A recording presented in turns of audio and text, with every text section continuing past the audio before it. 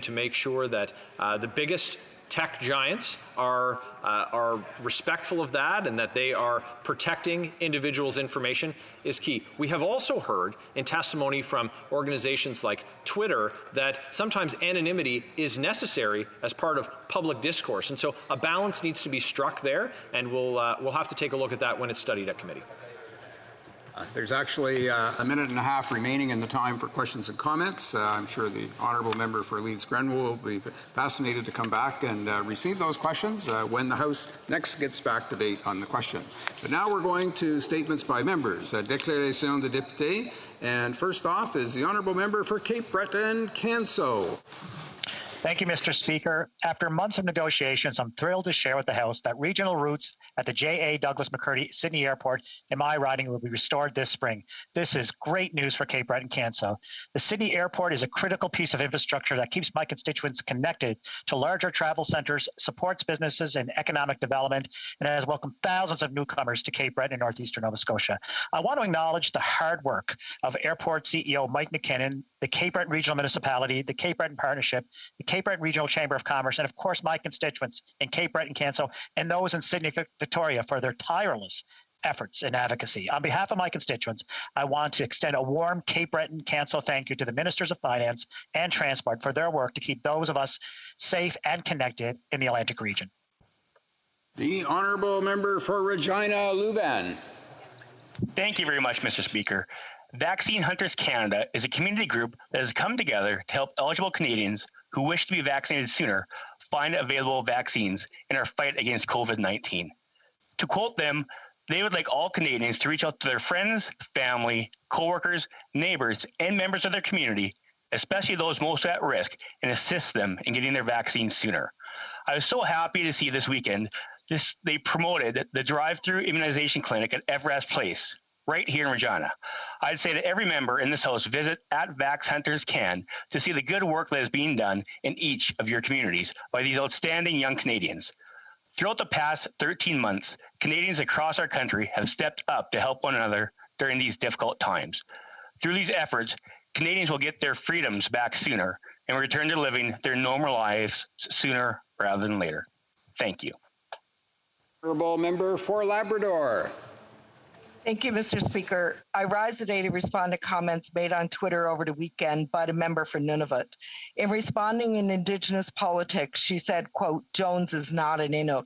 I stand before this House today to point out to the member for Nunavut and that her domination attitude is the most prevailing one I've heard in some time. Her comments are laterally vicious and threatening to myself as an Inuk woman and to Inuit who are members of the Nunavut Community Council. As a descendant of Inuk and white parents, I was raised with a deep connection to the land, and I continue to practice the traditional ways of our people. Unfortunately, I've never seen such disrespect from another parliamentarian in my 25 years of political office. I ask the member to respect all Indigenous people in Canada and to apologize for her statement and stop committing racial erosion against her own culture. It is attitudes like hers that have set Inuit back decades in modern society. I expect an apology and a withdrawal of her statement on Twitter. Thank you, Mr. Speaker. The Honourable Member for Salaberry-sur-Roi. Mr. Speaker, from April 18th to 24th, we'll be celebrating National Volunteer Week under the theme Volunteering is Cool.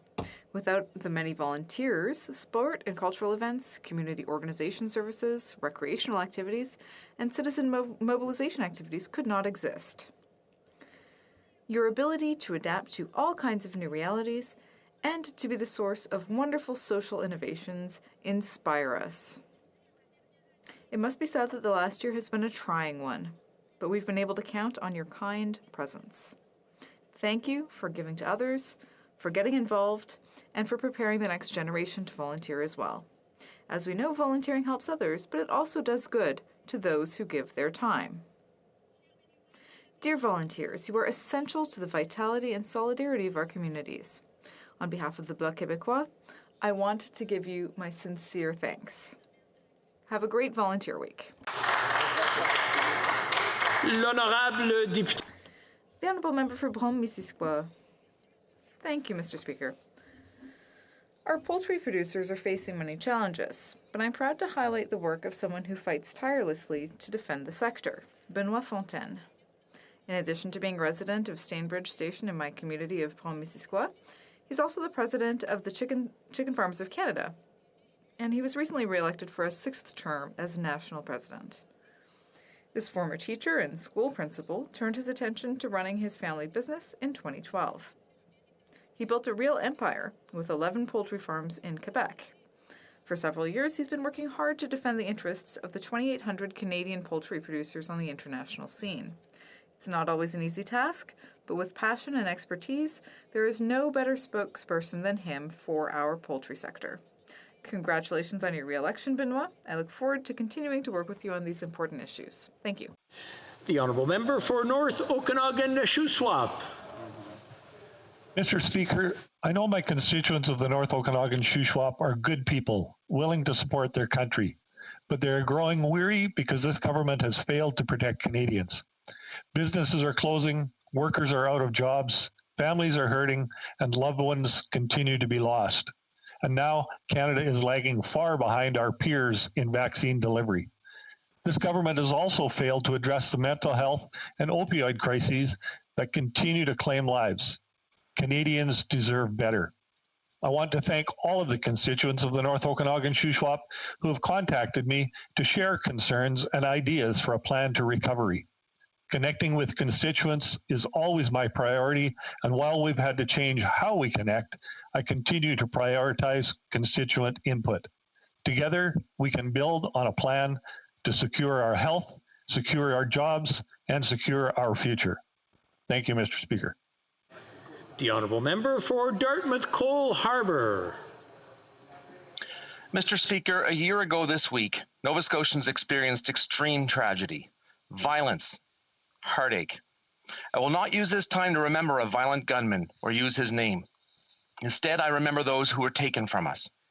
Like Cole Harbour RCMP Constable Heidi Stevenson, a beloved member of our community, a mom, a wife, a friend to so many. In the face of this extreme heartache, we didn't let these acts of violence tear our province apart. Although the wounds of this tragedy run deep in our communities, I will always remember the compassion, the resilience, and the love that Nova Scotians showed for one another through song, through words, through signs of support in windows, hearts on the side of highways. We're Nova Scotia strong. Even when Nova Scotians experienced their worst days, they did what they could to help each other through it. We will always remember the lives that were lost, and we will always remember that we are resilient and we are Nova Scotia strong. Thank you, Mr. Speaker. The honourable member for Mississauga East Cooksville. Mr. Speaker, I'd like to wish Ramadan Mubarak to all Muslims in Canada and around the world celebrating the holy month of Ramadan. Here in Mississauga, through this pandemic, we've seen many mosques, Muslim organizations, and groups that have stepped up to help our neighbors in need. Our heartfelt thanks to every one of you. Thank you especially to those who work on the front lines of combating COVID-19 as essential workers and medical professionals, all while fasting. In this challenging time, I know that this Ramadan will be different. This is really an extraordinary time for our Muslim Canadians. Mosque programs and prayers will be virtual, and iftars will not be able to happen with friends and family in the same way like past years, as we must practice physical distancing and keep our communities and neighbors safe. I know this is difficult, but I also know that we will get through this together. I want to take this opportunity to celebrate Canada's Muslim communities and important contributions that Muslim Canadians make each and every day. Again, Ramadan Mubarak. Thank you. The honourable member for Sarnia-Lambton. Mr. Speaker, last week our leader announced a plan to tackle climate change. I was pleased to see many of the ideas I've been advocating for present in the plan. Things like working with major industrial emitters to implement technology to actually reduce emissions. reducing emissions in transportation and buildings, increasing the amount of carbon captured through carbon sequestration, and solutions that are forest and agriculture based. We want to replace higher carbon footprint fuels in the world with our Canadian environmentally responsible alternatives like nuclear, natural gas, and green energy. We want to eliminate the Liberal punishing carbon tax and give money back to Canadians so that they can participate in helping our country reduce its carbon footprint. Unlike the Liberals that have yet to plant one of their 2 billion trees and have once again not achieved their climate targets, Conservatives have a plan that has been verified to meet our Paris 2030 targets by a well-respected environmental firm. Mr. Speaker, Conservatives have a real plan for the environment. The Honourable Member for Alfred Pélan. Mr. Speaker, volunteerism and community involvement are key Canadian values, and they're part of the identity of my community of Alfred Pélan. Volunteers were already making a difference before, but the pandemic has made the small miracles that they perform to support our local organizations really shine, whether it's in our senior centres, our youth centres, or Meals on Wheels. Our volunteers have shown their kindness, compassion, and generosity to improve the lives of others in our community. During this week celebrating volunteers, I want to thank the men and women who, through the kindness of their individual efforts, make up the strength of our Laval community. They allow us to remain tightly knit. Thank you for making miracles happen every day. Thank you for giving back to your community. And thank you for volunteering. The Honourable Member for Mégantic-l'Érable. Mr. Speaker, the Right Honourable Julie Payette was appointed Governor-General on July 13th, 2017. She resigned on January 21st, 2021. This means she didn't complete her usual 5-year term, and she only actually served for 3.5 years. Although she held her position for a very short time, since her resignation, Ms. Payette has automatically received a pension of $150,000 a year and a budget of over $200,000 for the rest of her life. The circumstances under which she left office are very troubling. 80% of Canadians are in favor of removing her financial benefits. Ms. Payette resigned, and since workers who resign are not eligible for employment insurance, she should not receive this significant lifetime pension either. I invite everyone to sign petition E3314, which calls on the government to immediately amend the Governor-General's Act so that only Governors-General who have completed a minimum of 5 years in office are eligible for a pension and the financial benefits that go with it. For Battleford's Lloydminster. Thank you, Mr. Speaker. Canadians are weary and anxious to turn the corner on COVID-19. The future of Canada is at stake, and we know this. Now is not the time to deliver a federal budget that reimagines our economy. Canadians who are struggling cannot afford the Prime Minister gambling their financial security on an ideological plan that picks winners and losers. A plan that neglects jobs, sectors, and entire regions of our great country. Canadians need a plan that will secure their future.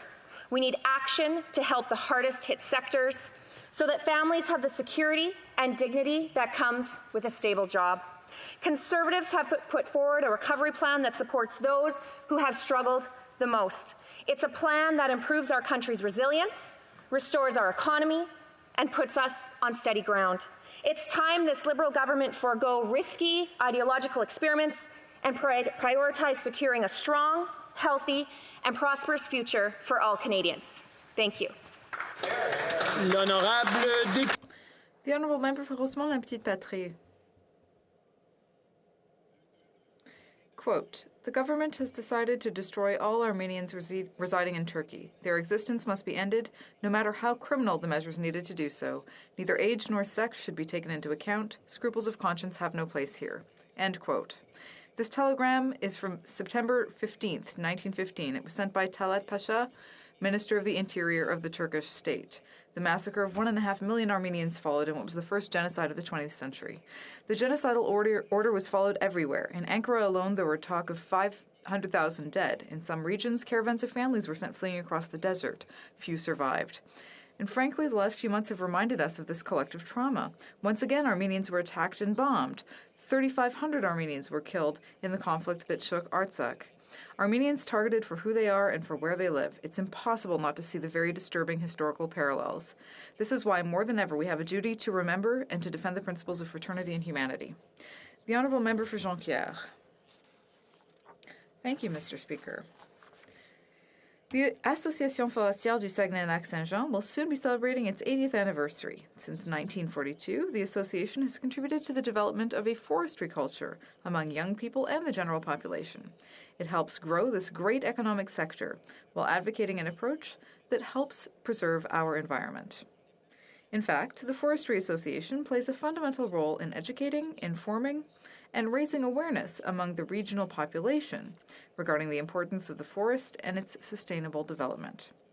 As a carbon sink, the forest remains one of our best resources in the fight against the climate crisis. As such, the association will certainly occupy an even more important place in the coming years. On behalf of the citizens of Jonquière and the Bloc Québécois, I wish the Forestry Association the best as it continues to develop one of our greatest assets, the forest. Thank you, Mr. Speaker. The Honourable Member for West Nova. Mr. Speaker, I take the floor today here in the beautiful province of Nova Scotia to recognize the one-year anniversary of one of the darkest chapters in its history, the death of 22 people in Portapique. 1 year ago, Nova Scotia RCMP struggled for 13 hours to try to stop Canada's deadliest rampage. The deaths of innocent victims were senseless, unnecessary, and totally heinous. Ever since this tragic event occurred, Nova Scotians across the province came together to mourn and support the victims' families. They continue to stand in solidarity with them 1 year later after to help folks understand how something so awful can happen in one of our beautiful and sleepy communities.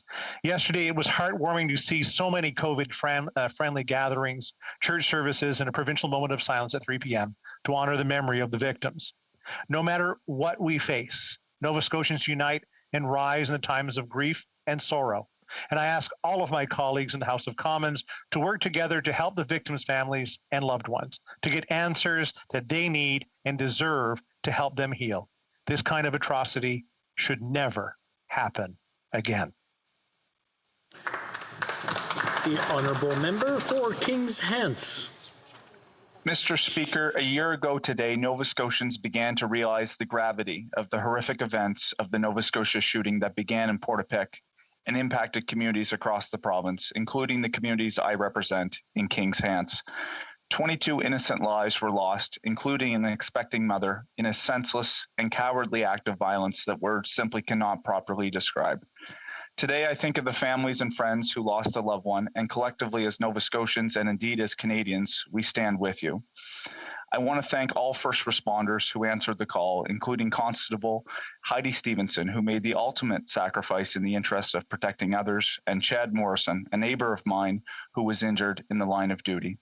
I am fiercely proud to be Nova Scotian, and as Nova Scotians do, we collectively came together to mourn, grieve, and show kindness and love for one another during a difficult time.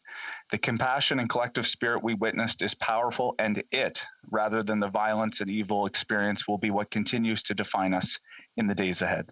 Thank you, Mr. Speaker. Oral questions. Question orale. The Honourable Deputy Leader of the Opposition. Mr. Speaker, Canadians are in a race against COVID-19 variants that we are sadly losing. When vaccines get to Canada matter as much as how many arrive. This week's Pfizer shipment, according to experts, will be completely used up in 2 days. The Prime Minister's February shortages created this April's third wave. How much longer is the third wave going to be because this government has failed to get enough vaccines on time? Honourable Minister. Mr. Speaker, I thank the honourable member for the question, and it gives me an opportunity to emphasize that in addition to the deliveries that we've already secured for Canada, we signed an agreement with Pfizer, a very stable partner, to have 8 million more doses coming into this country by the end of June. So we will be receiving between 48 to 50 million doses cumulative before that time. Our deliveries and our negotiations mean that in the month of May, for example, we'll have 2 million doses per week coming into the country and 12 million over 5 weeks in June. Mr. Speaker, we're third in the G20, and I thank the honourable member for the question. Honourable Deputy Leader of the Opposition. Mr. Speaker, it is too little, too late. The Prime Minister has been warned about a third wave since February, but it's April and only 2% of Canadians are fully vaccinated. Only 2%. Less than a quarter have even one dose. Every decision this government has made, according to their own experts, has been to compensate for a lack of supply. This third wave is a direct result of the Prime Minister's inaction. So why are Canadians getting a vaccine plan now for June instead of April or earlier? The Honourable Minister. Mr. Speaker, every step of the way, we've been there for provinces and territories, indeed all Canadians, as we battle COVID-19 together. 8 out of every $10 spent on responding to COVID has been federal funding. We've been there, Mr. Speaker, with billions of transfers to provinces and territories, acquisition of personal protective equipment and rapid tests, acquisition of vaccines, Mr. Speaker, and indeed helping provinces and territories with surges of cases. And we'll continue to be there, Mr. Speaker, for as long as it takes. The Honourable Member for Wellington, Halton Hills.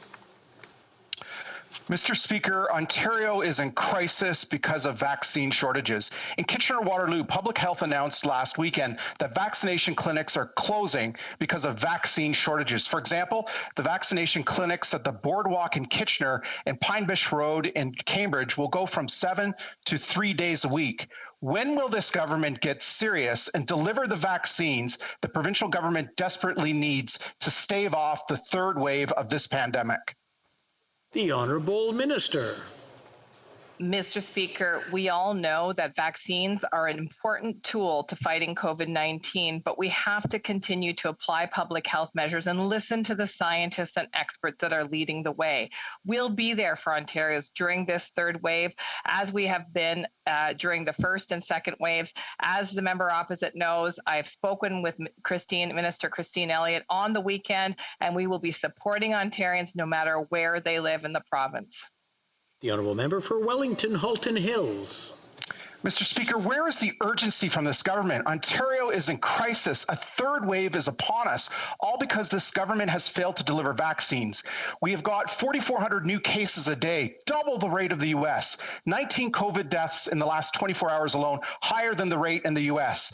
The U.S. and the U.K. are avoiding the third wave. Over 40% of Americans have been vaccinated. Over 50% of Britons have been vaccinated, but only 26% of Ontarians. When is this government going to deliver the desperately needed vaccines to the province of Ontario? The Honourable Minister. Mr. Speaker, it is very important that the member opposite not confuse Canadians with, I think, somewhat false allegations. We know that even in jurisdictions where there has been very high rates of vaccination, that public health measures must continue until we are certain that we can crush that curve. That's exactly what we're doing, Mr. Speaker, vaccinating Canadians and making sure that they have the tools they need to get through this wave and any other experiences of surging in any province or territory. We'll be there for Ontarians, Mr. Speaker. We'll be there for all Canadians for as long as it takes with whatever they need. Member for Wellington, Halton Hills. Mr. Speaker, I'm speaking truth to power, a power this government is not using to deliver vaccines. Referring to this government's handling of the pandemic, the Globe and Mail said last weekend, quote, "The best policy for Canadians is this. When it comes to COVID-19, you're on your own. Pretend you don't have governments protecting you because in many ways you don't," end quote. This government punted much of the responsibility for the pandemic to provinces. One of the few things it had to do was to deliver vaccines, something it has utterly failed to do. When is it going to focus on the task at hand and deliver these vaccines? Honourable Minister. Mr. Speaker, as the member opposite has been reassured time and again, the federal government has stopped at nothing to support Canadians, regardless of which jurisdiction they live in. Whether it was delivering on PPE, whether it was supporting people with the CERB, with the wage subsidy, whether it's we're there for purchasing vaccines and other therapeutics. We've been there, Mr. Speaker, for Canadians. We'll continue to be there. 8 out of every $10 responding to the pandemic has come from the federal government. We've supported provinces and territories every step of the way, and we won't stop. L'honorable député de la... The member for La Prairie. Today, the government will finally table its first budget in 2 years. We expect the deficit to approach $400 billion. The federal government is justifying its spending because it wants to help citizens and businesses during the pandemic. Unfortunately, the Liberal government also took advantage of the pandemic to boost the Liberal Party's coffers by happily dipping into the wage subsidy for businesses. This was a great example for the Conservatives and the NDP. They followed suit. The Liberals took $15 million in donations this year. Will they pay back the money they took from the taxpayers? The Honourable Minister. Speaker, at the outset of this pandemic, we made a decision that we were going to be there for households and businesses. And when it came to workers, we did not discriminate against them on the basis of who their employer was. We have now, with the Canada Emergency Wage Subsidy, ensured that more than 5 million Canadians have remained on their employer's payroll, which allows them to maintain not only their salary, but access to important benefits. Mr. Speaker, going back to March 2020, knowing what I know now, I would do the same thing again to make sure that Canadians are supported through this pandemic. L'honorable député de la... The member for La Prairie. It's not just the other parties that took advantage of the wage subsidy to line their pockets. We learned that the Canada Revenue Agency received 1,200 complaints about companies which fraudulently used the wage subsidy. Do you know how many companies were penalized, Zero. There was no prosecution, no jail time, no nothing. The Liberals are not setting an example. It's like asking Colonel Sanders to guard the chicken coop.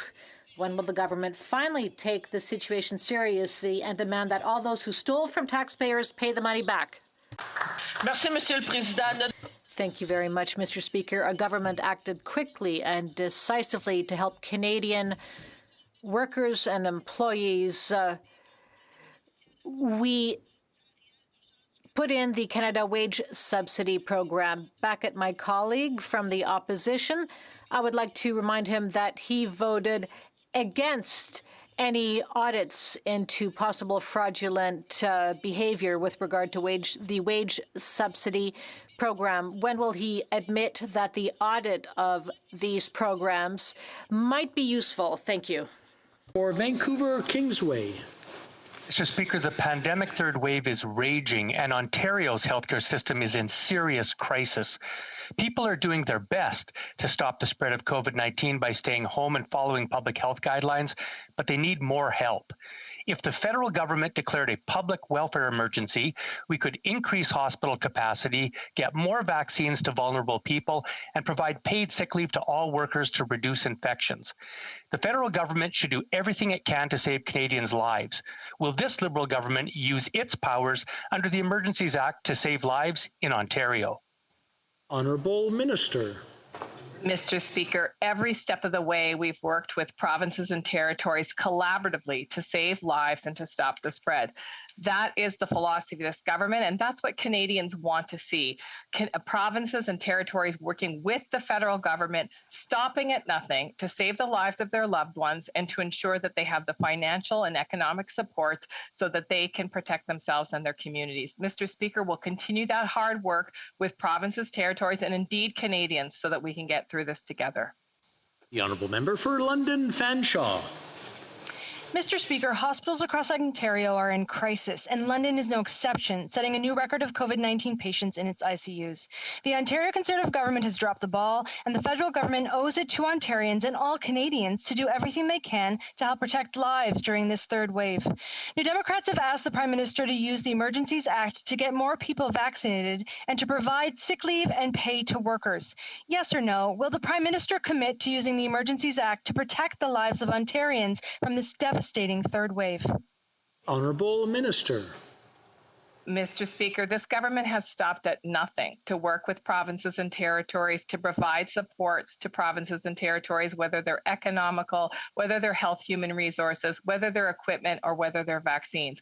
We're going to continue that hard work together, Mr. Speaker, because that's how we're going to protect lives and stop the spread. By working together, by making sure that no matter what jurisdiction a Canadian lives in, that person has the support of all levels of government. The Honourable Member for Calgary Nose Hill. Johns Hopkins estimates that to achieve herd immunity for COVID-19, at least 70% of a population needs immunity, and 70% of Ontario's population is 9.8 million people. Ontario has the capacity to vaccinate 100,000 people per day. At this rate, the province could have already vaccinated 10 million people, enough to reach herd immunity, and the federal Liberals did not send anywhere close to this number. Will the minister admit that they could have mitigated the third wave if the Liberals had sent more vaccines to Ontario in January and February? Honourable Minister. Mr. Speaker, around the world, governments are working to immunize their population to save lives and stop the spread of COVID, and Canada is no different. In fact, we are the third highest country in the G20 for administration of vaccines. Mr. Speaker, we'll stop at nothing to protect Canadian lives. We'll work with provinces and territories to make sure that they have vaccines, and not only that, that they have the support to administer those vaccines in the best possible way. I spoke with Minister Elliott on the weekend, and we agreed that working together is the best approach to save lives and to stop the spread. The honourable member for Calgary Nose Hill. Well, unlike what the minister says, Canada is different. Unlike the US and the UK, on January 15th, federal Liberals announced major problems with vaccine delivery. An acute shortage persisted until February 18th. That meant from January 15th to February 18th, only 320,000 people in Ontario were vaccinated. However, with enough vaccine, 100,000 people per day, or 2.8 million, could have been vaccinated in Ontario. People in Ontario were expecting to be vaccinated this spring, not to have a deadly new wave of COVID. Why didn't Canada have more vaccines in January and February? The Honourable Minister. Mr. Speaker, go ahead. Mr. Speaker, I will remind the honourable member that it was she who indicated that Canada wouldn't have vaccines till 2030. We secured 3.5 million more vaccines in the first quarter than originally targeted, and we are getting those vaccines to provinces as soon as possible. I'll remind the honourable member that we have delivered 12.7 million doses to the provinces, and just over 10 million have been administered. Our vaccine procurements are strong, made stronger by the 8 million more doses that will come to from Pfizer over the course of the next 2 months, Mr. Speaker. We are third in the G20 for doses administered, and we will continue moving at this rapid pace to ensure that all Canadians have access to a vaccine. The honourable member for Calgary Nose Hill. Mr. Speaker, I'll remind the minister that the original contract she signed with Pfizer and AstraZeneca only had vaccines arriving in late February and March, respectively. Political pressure from the opposition made a difference. Shortages in January and February cost approximately 2.8 million Ontarians their chance to get a COVID vaccine during these months. That's the equivalent of the entire core population of the city of Toronto. This meant that Toronto is still like a tinderbox of unvaccinated people and exacerbated the third wave. Why didn't Canada have more vaccines in January and February when we needed them to prevent the third wave? Honourable Minister.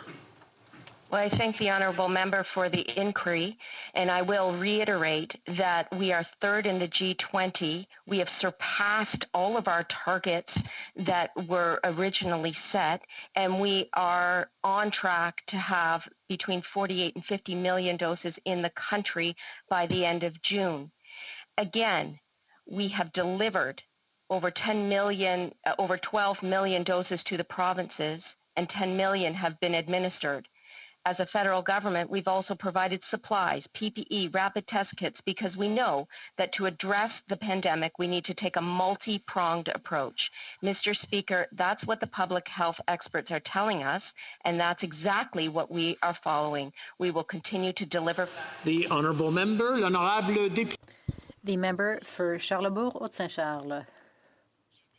Mr. Speaker, last week, Brazilian public health officials announced the discovery of specific mutations that allow for easier infections and increased resistance to vaccines. This new reality puts its healthcare system on the verge of collapse. What did the Liberal government do? How did it react? Well, it decided to end extensive screening for travellers entering Canada from Brazil. The government is extending this health crisis and not protecting our borders. Why? Mr. Speaker, on the contrary, we have some of the strongest measures in the world to screen for COVID-19 at our borders, regardless of the country of origin. It is important that all travelers are screened for COVID-19 and that all positive cases are sequenced for the variant. That is exactly what we're doing, Mr. Speaker. All travelers are required to submit a pre-departure test, to test on arrival, to quarantine in a government hotel, and then to quarantine for additional 14 days until such time that they are cleared of having COVID. Mr. Speaker, we'll stop at nothing to protect Canadians at our borders. The member for Charlebourg, Haute-Saint-Charles. Mr. Speaker, it's clear that's not working. The measures put in place from the start of the pandemic are not working, nor are the recent measures working. Don't forget there were no variants in Canada until a few weeks ago, and now the biggest problem are these variants entering the country from everywhere, including Brazil. The government decided to stop these specific measures for passengers coming in by plane. So why has the Prime Minister stopped these special measures for travelers coming from Brazil? Mr. Speaker, I will repeat. We have some of the strongest measures at the border in the entire world, including, by the way, Mr. Speaker, a ban on foreign nationals entering Canada, pre-departure testing required before boarding a plane, post-arrival testing, Mr. Speaker, and a stay in a government-authorized quarantine hotel until the return of a negative COVID test. Mr. Speaker, all positive tests are quarantined, all positive cases are quarantined, all travelers must submit a day 10 test, Mr. Speaker. That is how we stop COVID at our borders. We will continue to protect Canadians from importation. The member for Charlebourg, Haute-Saint-Charles. Mr. Speaker, the minister can repeat her answer, but I'm saying that from the start, that issue was mismanaged from the start. We asked for better measures at the border. It didn't happen, so the variants entered the country. Next question. We paid twice as much as the Americans and Europeans for the AstraZeneca vaccine, and we can't even get it at time. Can the minister tell us why the vaccine is arriving so late when we paid 4 times as much as did the Europeans?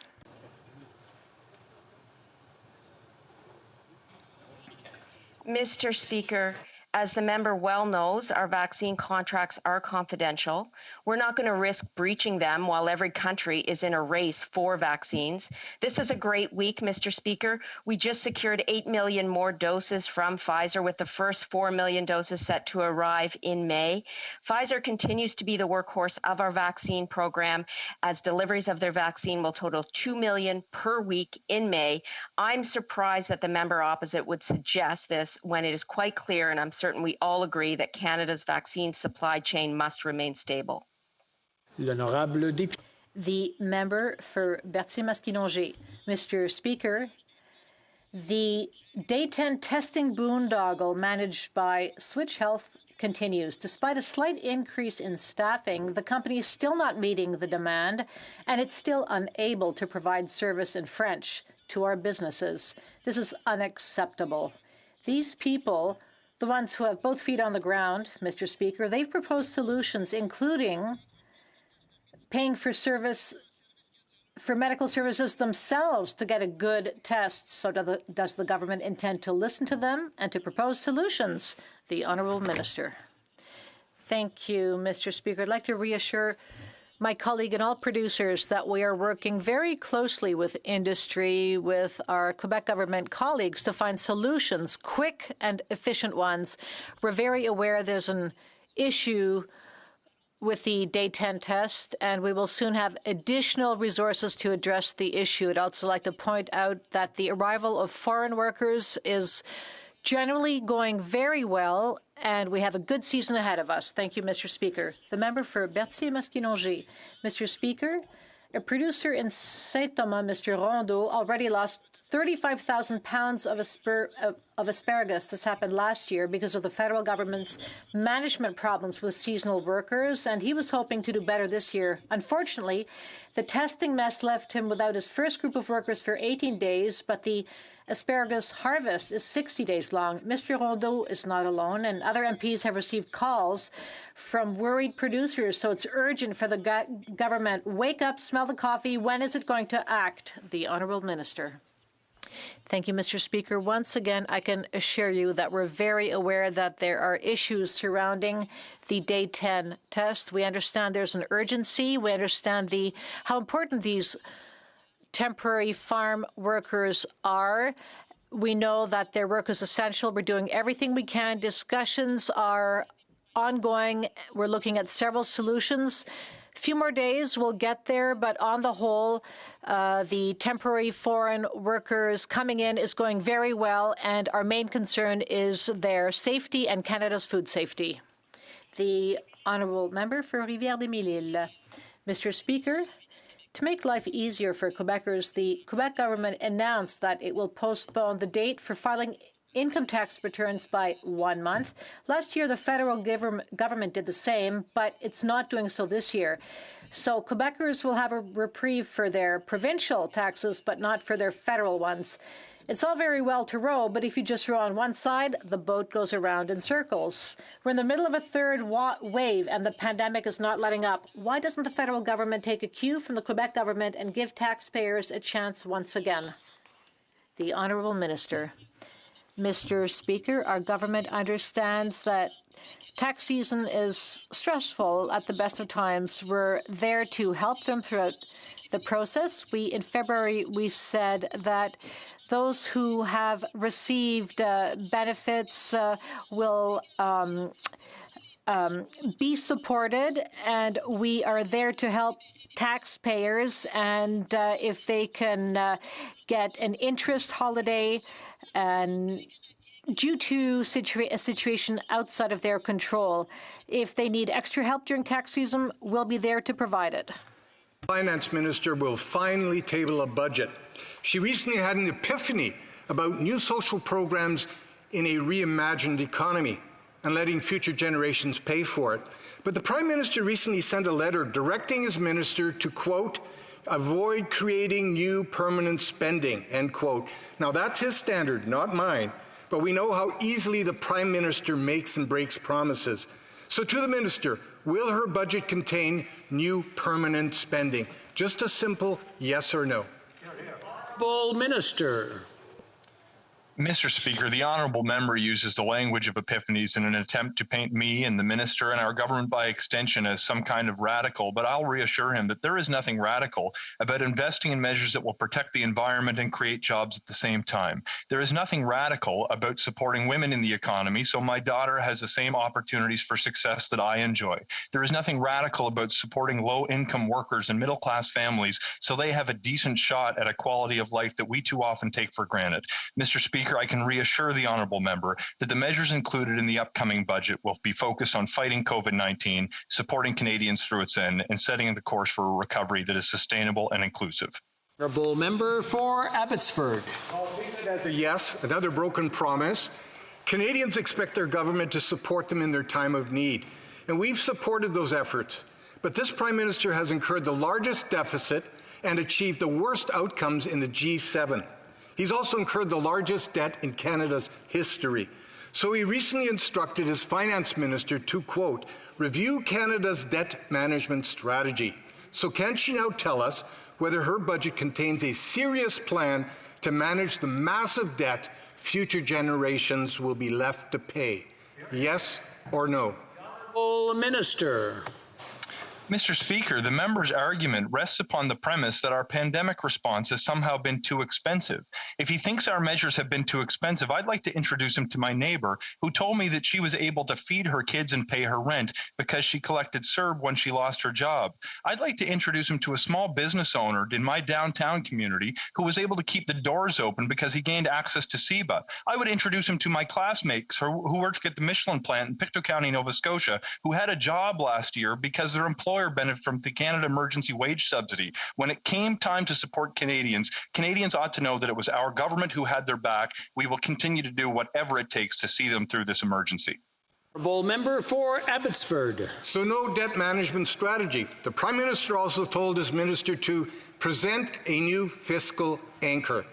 The Liberals have tried to manage this pandemic and its massive financial consequences without a clear set of rules. We've spent more per capita but achieved less than any other major developed country. Meanwhile, future generations of Canadians fear that they'll be left to pick up the tab. To the Minister, will her budget include a meaningful fiscal anchor, or does her Prime Minister still believe that budgets balance themselves? Honourable Minister. Mr. Speaker, the honourable member's worldview is patently ridiculous when he outlines it in that question.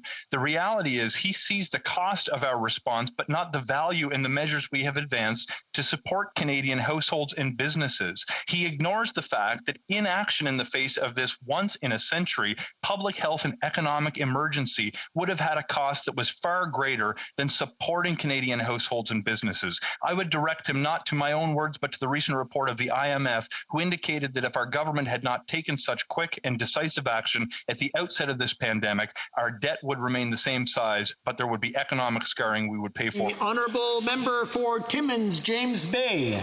Speaker, 60 years of education at Laurentian University is being trashed. Professors who built unique programs are being kicked out the door without even access to their severance. Students are being told not to come back even though they're halfway through their studies. And the midwifery program has been gutted even though it's had its own funding.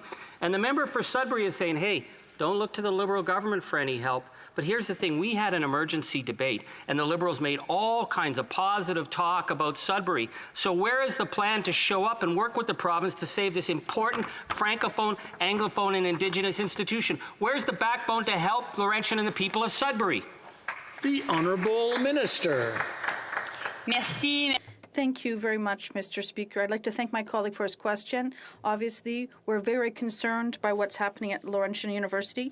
Not only are we concerned, but we're also thinking about the professors that lost their jobs and also the students that were affected. And that is why we are working with the Ontario government that is responsible for education to find solutions. And we will be there to support the Francophone community and the government of Ontario to ensure post-secondary education in French. So we will be there to support them. For Winnipeg Centre. Mr. Speaker, last week, the member for Winnipeg North sponsored a charter-violating petition for Mr. Tateran, former president of the Manitoba Liberal Party and retired police officer who is attempting to limit any criticism of police by making changes to the criminal code. The member claimed to support the petition in, quotes, spirit, but according to parliamentary records, the member also supported the petition in dollars. Financial records revealed that he had hired Tateran as a, in quotes, subject matter expert. Mr. Speaker, why is this government willing to violate the Charter of Rights and Freedoms to help their Liberal buddies? All Minister. Now, Mr. Speaker, I want to assure the member that our government will always stand up for the Charter of Rights and Freedoms. And we are working very hard with our law enforcement agencies and through their leadership with law enforcement agencies right across the country. You know, Mr. Speaker, we had just this weekend in Ontario an extraordinary example where the police were offered the authorities to violate the Charter, and unanimously they stood up to that and said no. And so I want to acknowledge that leadership and assure the member we remain committed to upholding all of the rights and freedoms that are available to all Canadians throughout the country. The honourable member for Davenport. Mr. Speaker, this past year has been extremely challenging for everyone here in Canada and for people around the world.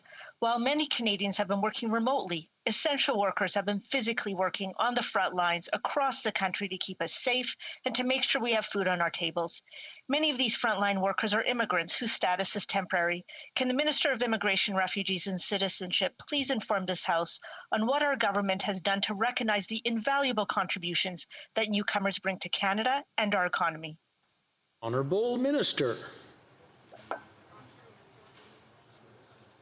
Advocacy. The pandemic has shone a bright light on the extraordinary contributions of newcomers who are working on the front lines of our hospitals, long-term care homes, and farms. That's why I was proud to announce a fast, innovative, and inclusive pathway to permanent residence for up to 90,000 essential workers and international students who are already in Canada and giving back. Mr. Speaker, this is another positive example of how, when given the opportunity, hardworking and skilled newcomers can accelerate our economic recovery and drive a pathway to prosperity for all Canadians. The honourable member for West Nova. Mr. Speaker, 12 months have passed since the innocent victims lost their lives in the worst killing rampage in this country. The scar of the victims' loved ones are still very difficult to heal. One of the reasons is that the investigation has been slow since day one, revealing little information and keeping the victims' families in the dark. And we know the final report is due in November of 2022, but details continue to trickle out through the media. When will the minister put the victims' families first and respect their right to information as guaranteed by the Canadian Victims' Bill of Rights? Minister. Yeah, I thank the member very much for the question. And the tragic anniversary reminds us and deepens all of our resolve to ensure that we get the answers that the families need and that we take the actions necessary to ensure this does not happen again. Mr. Speaker, we listened to the families and the people of Nova Scotia who made it very clear that they wanted a full, independent, and comprehensive public inquiry into this. And so we listened to them, and we've appointed that public inquiry, and that work is ongoing. In addition, there's also been a very extensive criminal investigation conducted by the Police of Jurisdiction, the RCMP, in this case, and that work is ongoing.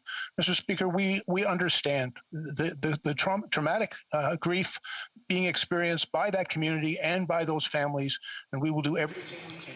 The honourable member for Lakeland. But it has been an entire year. The Portapique massacre started with domestic violence. The murderer's partner was assaulted and hid in sub-zero temps for hours after escaping her abuser. 22 people and an unborn child were killed. Despite calls by victims' families and Conservatives for a full public inquiry, the Liberals turned to their old avoid and delay tactics. It wasn't announced for 3 months, only began taking applications for participants last month. Why has the Public Safety Minister avoided and delayed seeking justice for victims of the Portapique massacre? The Honourable Minister. Yeah, thank you again, Mr. Speaker. Mr. Speaker, in the hours and days immediately following this terrible tragedy, we worked with the province of Nova Scotia in developing a plan to initiate an immediate comprehensive review of all of the circumstances, reached out to a former Chief Justice of the province of Nova Scotia to conduct that review. But we then heard very clearly from the families and the communities of Nova Scotia and all of our members of Parliament representing Nova Scotia that a public inquiry was required. And we listened and respected their wishes, and we have appointed that public inquiry. Mr. Speaker, we will do what is necessary to provide the answers to the family. We understand that a full and independent inquiry is what they want, and that's what we work to deliver to them. The honourable member for Richmond-Arthabaska.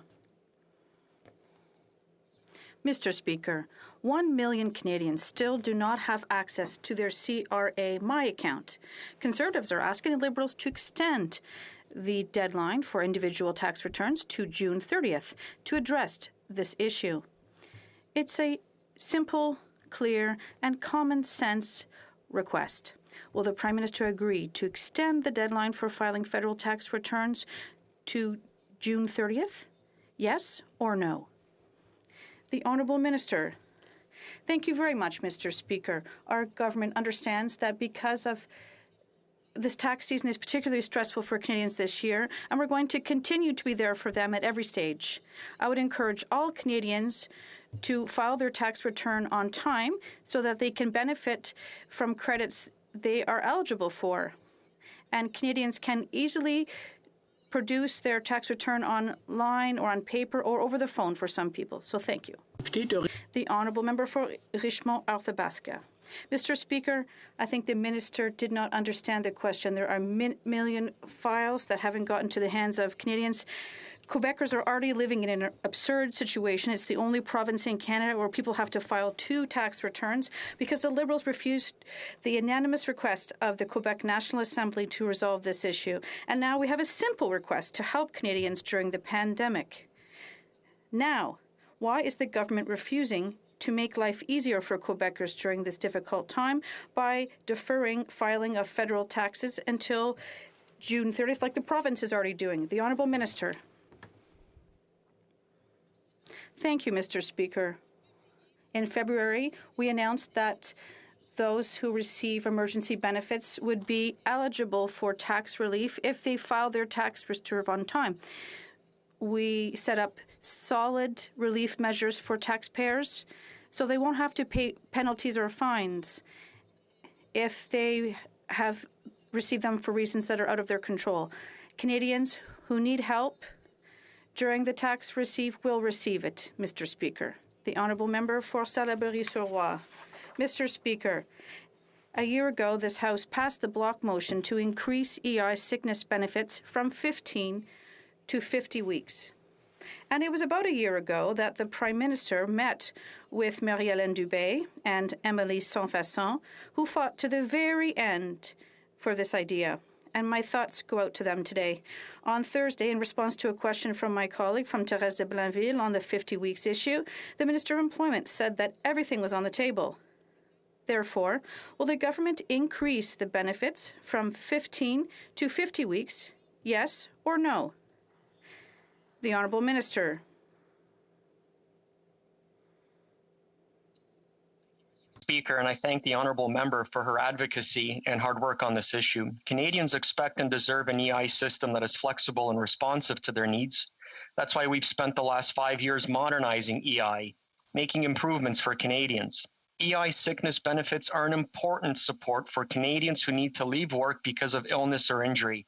Right now, too many claimants use up their EI benefits before they can return to work. And that's why we're committed to extending EI benefits to help Canadians pay the bills while they recover. There's more work to do, Mr. Speaker, and we'll keep working so that EI is there for Canadians when they need it most. The Honourable Member for Salaberry-sur-Roi. We have a point of order. The Honourable Member for Winnipeg Centre has a point of order on a technical issue. Yes, I'm so sorry for interrupting, but the translation from French to English is at the same volume. Okay. Let me just check with the technicians. Maybe just check at the bottom of your screen, make sure you're on the right language. Yes, I am. Okay, very good. Thank you. Let's give it a shot. On va l'essayer. Let's try and see if the volume is correct. Can you hear me in English properly? Okay, one moment. Any idea what that might be? I'm sorry. What we can correct. On va poser une seconde. We're going to take a second to make sure that everything has been resolved.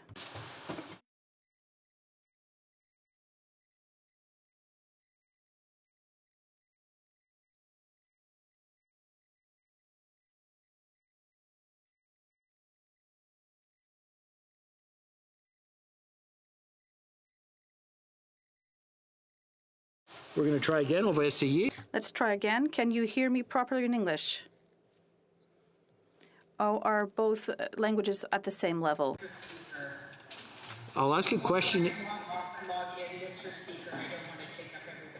Okay, let's see if we can get that fixed in the background then, and we'll come back to it after and see what's going on. Question. Questions. The Honourable Member for Salaberry-sur-Roi. Mr. Speaker, I'm not really surprised that the government is using today's budget as a convenient excuse to avoid this issue, but we can do something concrete without using the budget. I introduced Bill C-265, which would increase EI sickness benefits from 15 to 50 weeks. Mr. Speaker, you have ruled that Bill C-625 must receive royal recommendation to pass third reading. My question to the government is simple. Are you going to vote for the bill? And are you going to give it the recommendation, yes or no? The Honourable Minister. Mr. Speaker, we know many Canadians exhaust their EI sickness benefits, and that is why our government has made a commitment to extend EI sickness benefits. We understand the importance of paid sick leave, providing Canadians the support they need to get the treatment they need. And that's why we made paid sick leave a priority during the pandemic. Extending EI sickness benefits is part of our government's commitment to modernize EI. Our commitment is to Canadians and to be there for them during difficult times, whatever it takes, however long it takes. Extending EI sickness benefits is a central part of that commitment. Thank you, Mr. Speaker. The Honourable Member for Tobique-Mactaquac. Thank you, Mr. Speaker. The poor planning and isolated decision-making of the Minister of Fisheries and Oceans has caused tremendous confusion and uncertainty from coast to coast. On the East Coast, the Minister has not given a satisfactory answer to the lobster fishing crisis. She has only introduced an interim measure. On the West Coast, the Minister has created further uncertainty and instability for our prawn harvesters as well as our fish farmers, with no plans in place to help them or the communities most affected by her decisions. When will the minister stop harming Canadian fishing communities with her unclear decisions, lack of consultation, and uncertainty? The Honourable Minister. Thank you, Mr. Speaker. And Mr. Speaker, it's extremely disappointing to see the member opposite politicizing a Supreme Court affirmed right for First Nations communities.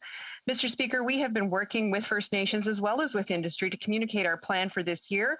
That is to make sure that we have as many harvesters on the water as possible in a safe and efficient manner in order to sustain the fishery as we work towards long-term agreements. Mr. Speaker, the only person who seems to be confused by my decision is the member opposite. The Honourable Member for North Okanagan-Shuswap. Mr. Speaker, last December, the Fisheries Minister announced her Discovery Islands decision. She did not base the decision on science. She did not base the decision on advice from her department, and she did not base the decision on transparent and balanced consultations.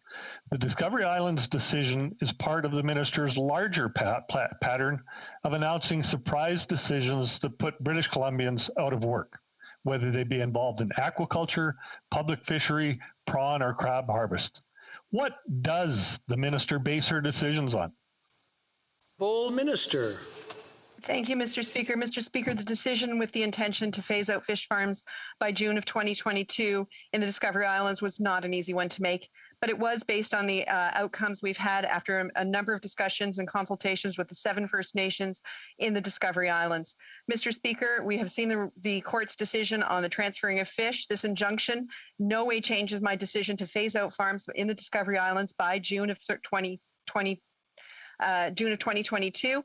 Mr. Speaker, we will continue to work with the First Nations, with industry, and with the province on the best path forward. Thank you very much, Mr. Speaker. Honourable Member for Perth Wellington. Mr. Speaker, in Ontario, the third wave is already hammering small businesses that were already on their last legs. ICUs and hospitals are filling up with COVID patients who have not received their vaccines. Kids in Ontario aren't in school. They can't play soccer or baseball. All while seeing businesses and families south of the border getting back to normal in a vaccinated United States. This third wave is entirely due to the failure of this government to deliver vaccines. Mr. Speaker, will the government urgently deliver adequate vaccines to Ontario so that families can fight off the third wave? The Honourable Minister. Mr. Speaker, every step of the way, we've been there for provinces and territories, indeed Canadians, to protect them from COVID-19 and to protect their financial security. We're going to continue to do that, Mr. Speaker, by working with all provinces and territories across the country. The distribution of vaccines is an agreement that's been worked out collaboratively amongst premiers. We'll continue to make sure that vaccines are delivered in a timely way so they can continue their important work of vaccinating their populations. The Honourable Member for Châteauguay-Lacolle. Thank you, Mr. Speaker. We know that COVID-19 has had a significant impact on small businesses, particularly Indigenous businesses. Indigenous economic development is an essential aspect of reconciliation. Last week, this government made a significant investment in the Indigenous Growth Fund. Can the minister tell the House how this concrete commitment to economic reconciliation will benefit Indigenous entrepreneurs across the country? The Honourable Minister. Thank you, Mr. Speaker. I'd also like to thank my colleague from Châteauguay-Lacolle. We are committed to supporting the success of Indigenous entrepreneurs. Our $50 million investment in the Indigenous Growth Fund will help close the gap between Indigenous and non-Indigenous businesses, create greater economic equity, and further advance the important work of reconciliation. Member for Dufferin-Caledon. Mr. Speaker, this government repeatedly says it's delivered. The only thing I can say it's actually delivered are COVID-19 new variants that are wreaking havoc across this country. Mr. Speaker, let me be clear. These new variants are only here because of this government's catastrophic failure to secure our borders. Will this government finally admit this failure, apologize to Canadians who have lost family members during this COVID variant third wave? Mr. Speaker, COVID-19 is indeed a global pandemic. It is unfortunate that we see every country around the world battling COVID and trying to protect their citizens. And that's exactly what we've done, Mr. Speaker. We've added layers of protection at the border, including most recently, as the member opposite would know, the requirement to test before departure, to test upon arrival, to stay in a government-approved hotel, to receive their negative test before moving on to their personal quarantine, to sequence all positive tests, and indeed to ensure that people submit to a 10-day test before leaving quarantine. Mr. Speaker, will continue to protect Canadians from the importation of COVID-19. The honourable member for Renfrew, Nipissing, Pembroke. Mr. Speaker, we know Canadian soldiers were deployed to Latvia without having their COVID vaccinations. Within 2 weeks of joining their Canadian soldier colleagues in Latvia, we learned that the pandemic peaked in Latvia. Now we learn that soldiers have been deployed to another COVID hotspot in Ukraine. Why doesn't the Prime Minister realize that his vaccine shortages aren't just serious in Ontario, but dangerous for our women and men serving overseas? Hear, hear. Honourable Minister. Mr. Speaker, I thank the member for the question. The health and safety of our Canadian Armed Forces members serving abroad and inside Canada is our top priority. Our Surgeon General and the Acting Chief of Defence Staff have been working with our health officials on prioritizing where the vaccine should go. And we do have a very good plan in place to making sure that our members get vaccinated. In fact, I just got a briefing this morning, and more should be happening very quickly. Interrupt the Honourable Minister. Nous avons un problème. We have a point of order. The sound was not working, Mr. Speaking. The interpretation wasn't working. In French. C'est traduit? Parfait. Okay. All right, the translation is working. Minister, start right from the beginning then so that everyone can hear the answer. Maybe just move the arm just a little bit up or down so that it's not directly in front of your mouth. Perfect. Very good. Thank you. Thank you, Mr. Speaker, and I'll try this again. The health and safety of our members in the Canadian Armed Forces is our top priority, Mr. Speaker, whether it's serving abroad. There's another point of order. The interpreter has stated that it seems that the minister's sound is not adequate for proper interpretation. I'm sorry. My speakers are not working. Could you repeat that, please? What I was saying, Mr. Speaker, that the interpreter has told us that the minister's equipment doesn't seem to be adequate to allow him to be interpreted. Seems to be a problem with the equipment on the minister's side. What I've seen in the past, maybe sometimes the headset is on, but it's not the active microphone. Maybe it's on the camera. We'll take a look at that. If you can look at the on the bottom of your screen, on your left, there's a little microphone there. If you click on that and see what is on, if it's the headset or is it the camera?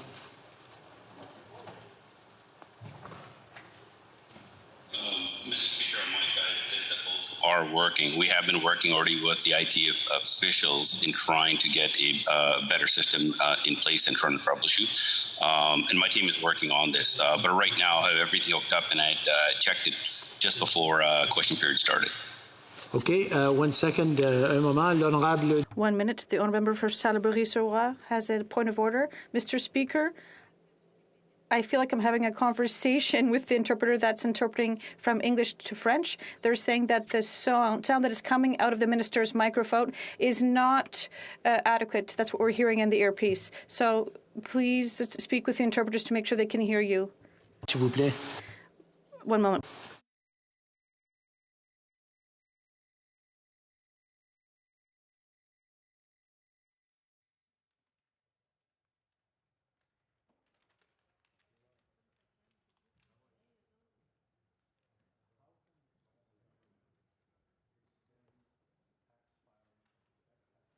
C'est un problème. There is an issue with this minister's system, apparently. So I would ask for your patience. I'm not sure what we're going to do. I'm going to ask him to repeat his answer. And the honourable member for Salaberry-sur-Roi, Mr. Speaker, we cannot accept minister's answer that is not interpreted, I would suggest that perhaps we could ask the parliamentary secretary to respond with who has adequate sound. Qui répond, c'est au gouvernement. It's up to the party to decide who answers questions. I cannot decide who should do so. Here from it, we have an issue with the sound system. Let's try one more time, and if it doesn't work, then maybe we'll request an answer in writing. The Honourable Minister will try again and see what happens. Mr. Speaker, is this better? That is better. Try to reconnect again? Yes, that is better. Okay, I think we've kind of resolved the problem. Go ahead, answer the question. Mr. Speaker, thank you, and I'm sorry for that problem. Our team has been working on solving this because the translation is very important to me as well. Mr. Speaker, the health and safety of our Canadian Armed Forces members is important and our top priority for us. But the Chief of Defence Staff and our Surgeon General has been working tirelessly to making sure the priority is done. Vaccination is currently ongoing. More doses have been provided. And I can assure you we're working at top speed to making sure that our members are looked after. But this is all done with proper medical advice. Thank you, Mr. Speaker. Honourable Member for Sarnia-Lambton. Mr. Speaker, the Liberal vaccine rollout has been floundering for months. We keep paying the price for vaccine delivery delays. In my riding of Sarnia-Lambton, we've had to cancel vaccine clinics repeatedly. Case numbers and ICU hospitalizations are out of control. Do the Liberals have any plan to actually get us out of this pandemic? Honourable Minister. That's right. Mr. Speaker, I thank the honourable member for the question, and as I have reiterated in this House today, we are exceeding our targets. We received 3.5 million more vaccines into this country in Q1, and we'll be at 48 to 50 million vaccines prior to the end of Q2. I will remind the honourable members that we bring the vaccines into the country and the provinces are responsible for their distribution. We have brought 12.7 million vaccines into the country, and 10 million or so of those vaccines have been distributed. We'll continue to bring vaccines in by the million, as the agreement with Pfizer that we announced last week suggests, and we will work with our provinces and territories to make sure all Canadians who wish to have access to a vaccine do have access. Thank you, Mr. Speaker. The Honourable Member for Sydney, Victoria. Mr. Speaker, yesterday, people across my home province of Nova Scotia came together to remember the lives of those that were taken from us far too soon. Despite all the hurt and the pain, we remain Nova Scotia strong. As we continue to grieve together, we are thankful for the support we've received from Canadians. Your kindness and generosity will not be forgotten. Today, we remember those 22 lives and the many others who continue to live with this pain. Can the Minister of Public Safety please speak to this further? The Honourable Minister. Thank you, Mr. Speaker. And I'd like to begin by thanking the member of Sydney, Victoria for his question, but I also want to acknowledge all of my Nova Scotia colleagues for their strong advocacy, compassion, and leadership in this terrible time of tragedy. Today we mark the tragic anniversary of the mass shooting that took the lives of 22 of our fellow Canadians. And to the family, friends, and communities who lost loved ones in this terrible tragedy, you remain in our hearts and in our prayers. I also want to take the opportunity to assure them that the memory of their tragic loss will serve to deepen our collective resolve to get the answers that families require through the independent public inquiry and to ensure that we will take every step necessary to make sure this never happens again. The Honourable Member for Skeena Bulkley Valley. Mr. Speaker, on February 11th, the tugboat Ingenika sank near Kitimat, claiming the lives of Troy Pearson and Charlie Craig. This tragic incident has brought to light the lack of regulations for tugboats below 15 tons. Workers have shared stories of poor maintenance, inadequate training, and tugs operating in unsafe conditions. We must use the lessons from this tragedy to improve safety for all tugboat crews working on our coasts. Will the minister commit to immediate action so that every worker who goes to sea comes home safely to their families? The Honourable Minister. Mr. Speaker, our heart goes out to the families of those who suffered in that accident. And my department and I, along with my colleague, the Minister of Oceans and Fisheries, are working together on addressing the situation. I thank my colleague for raising this question, and I look forward to his input into how we can move forward. Thank you, Mr. Speaker. Honourable Member for Kitchener South Hespeler. Mr. Speaker, travel agents in my constituency expressed their worry that they would have to return thousands of dollars in commission if airlines were required to pay out refunds to travelers for tickets unused or cancelled because of the pandemic. Can the Minister please explain how the recent agreement with Air Canada will impact travel agents? The Honourable Minister.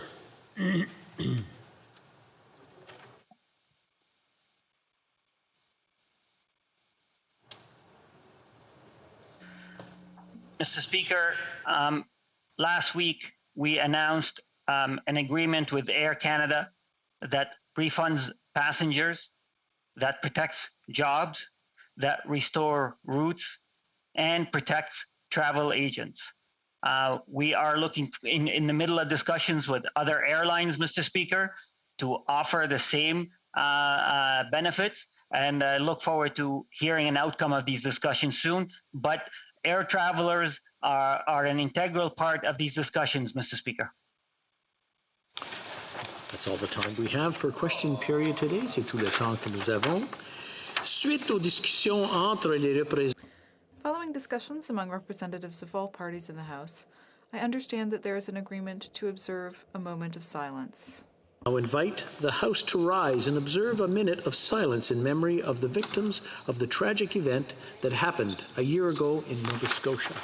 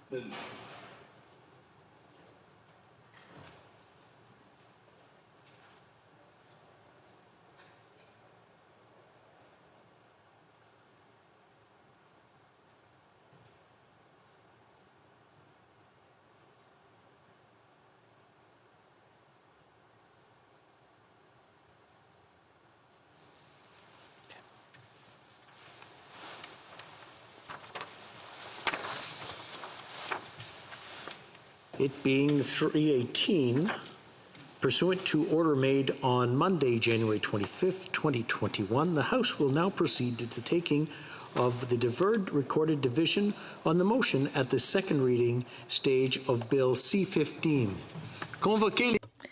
Call in the members.